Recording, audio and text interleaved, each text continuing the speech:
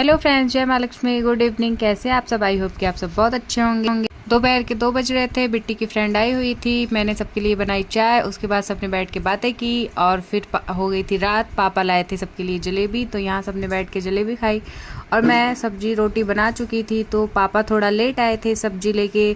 उन्होंने बनवाया फिर से सब्जी, और जो मैंने सब्जी बनाई थी उसी सब्जी में शिमला मिर्च और टमाटर डाल के फिर से तड़का लगा दिया, क्योंकि बहुत लेट हो रहा था और फिर से सब्जी बनाने का मन नहीं था। इसलिए मैंने जो सब्जी बनाई थी उसी में दोबारा तड़का लगाया। बहुत ही टेस्टी सब्जी बन के रेडी हो गई थी।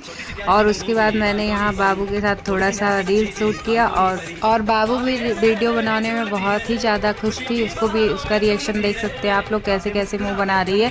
जैसे जैसे मैं गाना गा रही हूँ वो भी गाए जा रही है और बिल्कुल अपने वॉल्यूम में जो भी उसको समझ में आ रहा है अपने तरीके से गाना पूरी तरीके से गा रही है। और ये देखिए अपनी छोटी वाली मौसी के साथ भी उसने वीडियो बनाया। Bye bye.